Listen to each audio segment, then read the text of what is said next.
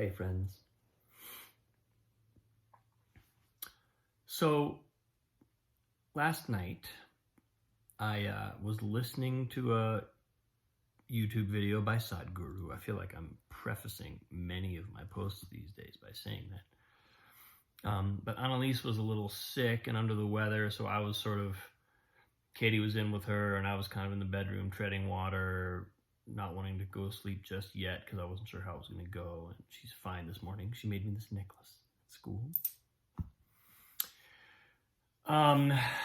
So I'm listening to this video, and it was one of the ones that it was like an hour and a half long, which I usually listen to the shorter ones, but I just had some time, and he was Sadhguru with these two Harvard, I'm guessing the lecture was at Harvard, and I'm guessing that these were professors or, maybe just other special guests. But anyway, it was this super cool dialogue between one guy who was an anesthesiologist and the other guy was maybe like a neuroscientist or something. And then Sadhguru was this yogi sitting in between them, and it was so magnificent to listen to his, because it was so clearly the case that he was reaching a level of profound depth that went just way beyond the grasp of the scientists. Now, granted, the scientists are specialists; they're doing something in a specific field, but it was really cool to watch him elucidate his perspective on their questions. And one of the things he talked about was that, so he talked about the mind, and this is in the context of thinking of the mind as opposed to consciousness. In other words, so thought, because for an anesthesiologist, he was like, well, I make people unconscious. And Sadhguru was like, no, you don't. You make people not wakeful.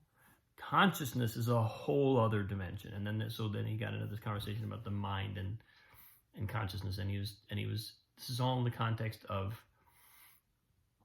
kind of drawing a distinction and also describing the mind. And he basically said the mind never thinks anything original. What the mind grasps is such a tiny fraction of the actual memory that's stored in our body, our physical body and our various energetic bodies that are part of the yogic system. That what the actual intellect grasps is so minuscule compared to that. And not only is it a minuscule fraction of all that, but it's entirely recycled material. He says in yoga, we don't pay any attention to thought. It doesn't matter what we're thinking, because all thought is just regurgitated, recycled data from the rest of our being. And I was like, boing. So true. And so much also how that's how funny enough, the physical theater school where Katie and I studied, they are continuously emphasizing, come from look for this in your body, find this in your body. Don't expect the mind to have the answers. And when we understand that, like, if the body and the sort of entire being is a projector and the mind is just the screen, then we can see how futile it would be to try to go onto the screen and start rearranging the content of the screen. We're literally playing with something that's not even real, and the source of it is something completely different. That's not an image that Sadhguru invoked. That's one of my own, but that's what showed up just now as I'm talking about this. It's like you're trying to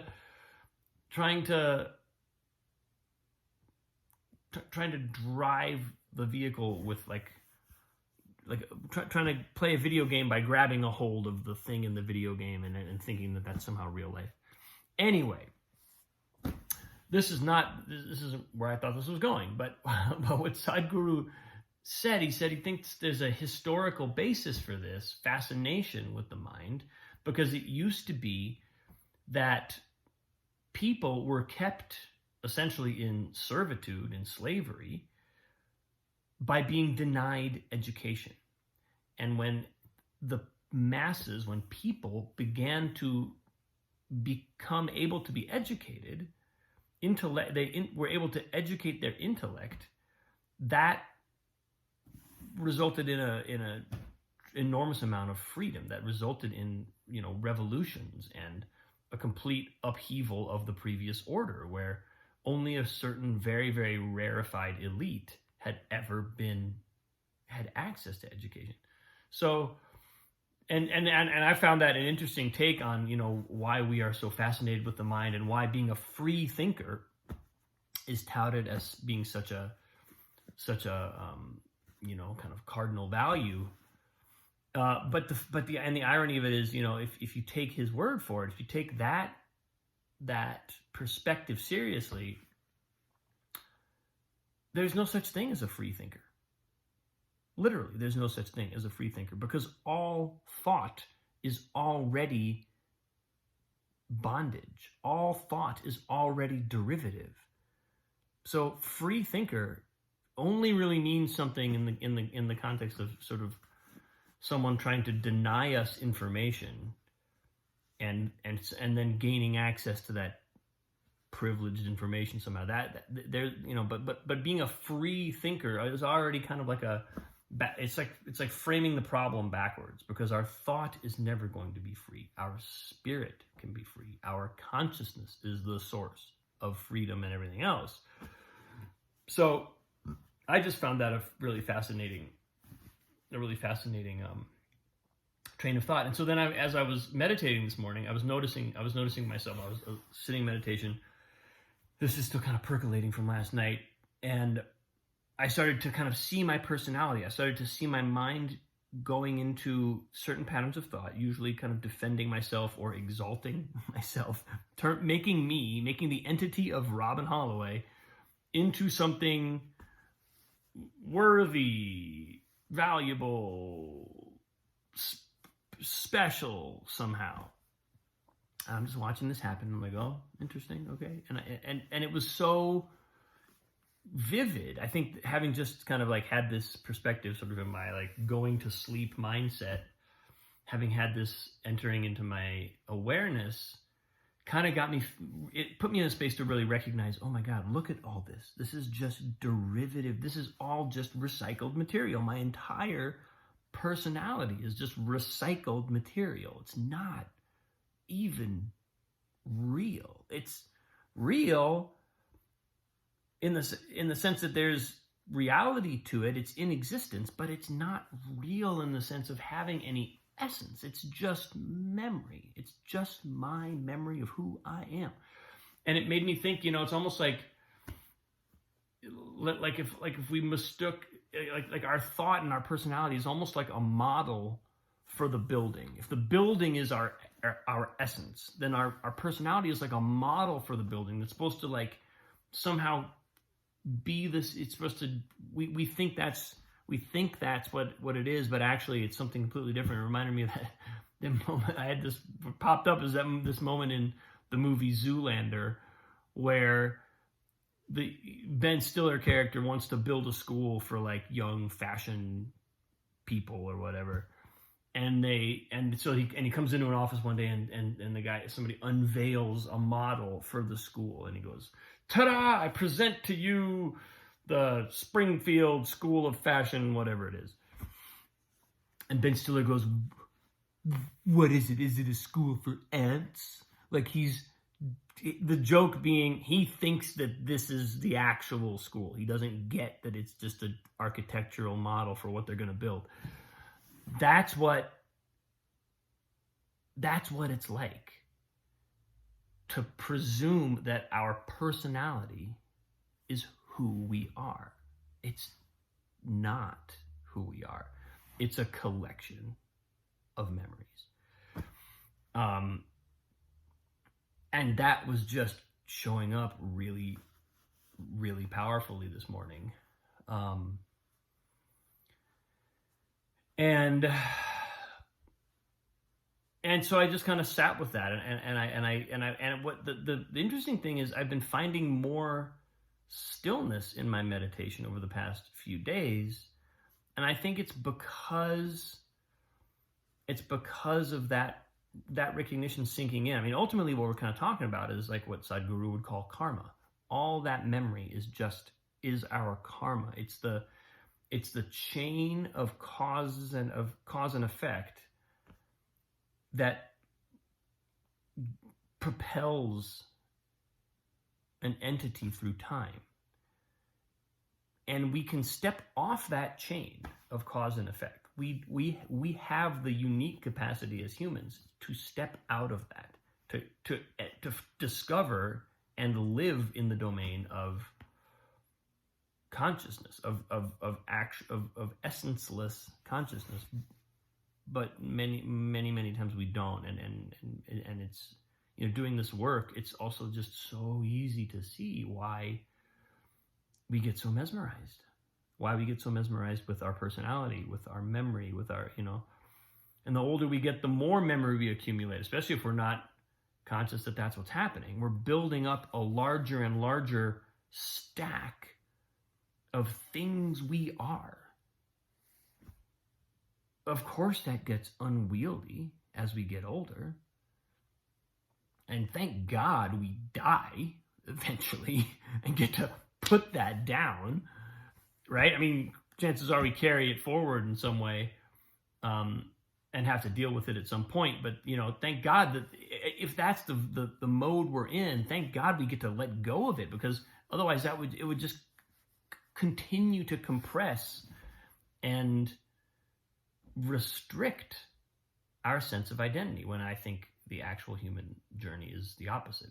It's letting go of that. It's moving to a place where we don't feel either confined by that or defined by that. I mean, if all of us are mistaking our model for ourselves, it's no wonder that we all have inferiority complexes. It's no wonder that we go around thinking, "Oh, I'm not good enough. I'm not worthy. I'm not the kind of person who has the possibility of doing this thing that I dream of."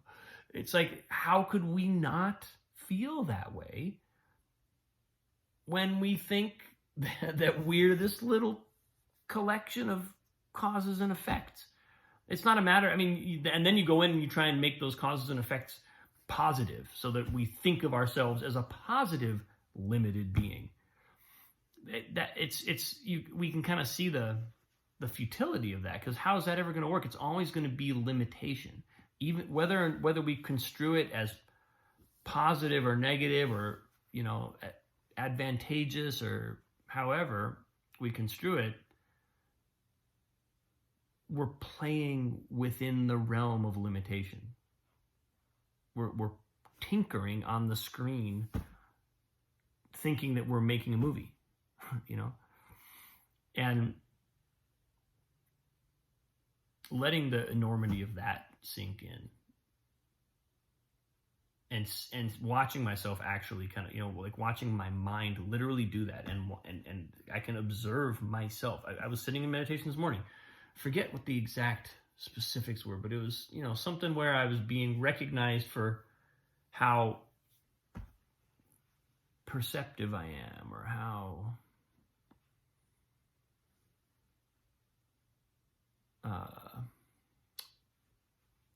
just how I have the ability to see. Inwardly, I'm telling myself a story, or I'm creating a fictional situation, or a hypothetical situation in which ostensibly I'm kind of doing one thing, or mounting a certain argument, or having a certain conversation. But then if you look one layer beneath that, it's like, well, why would I have that conversation? And especially, why would I have that conversation in my own mind? Oh, because I'm trying to affirm and assert and verify the value of my personality, of these things, this recycled material. I'm trying to make it seem really great. Probably not going to work. Not going to work long term. So just all of that, watching that lecture yesterday. I think it's called Memory, Consciousness, and Coma. If you're interested in looking it up, I'm not sure about that, but it's Sadhguru and two other people at Harvard. And I think there's a number of them, but this one has the word consciousness and coma in it. Memory, consciousness, and coma, I think. So check it out. But yeah, anyway, that's what showed up for me today. And when I finished meditating, Annalise bounced out of bed, and she was a million times better. Ran around the house, just spent the entire morning running around the house and playing. So it's a good weekend so far. Thanks for watching. So much love. I appreciate you. Yeah, it's a wild ride right now. It's really nice to be home and feel things kind of launching into the depths again. So much love. I'll see you tomorrow.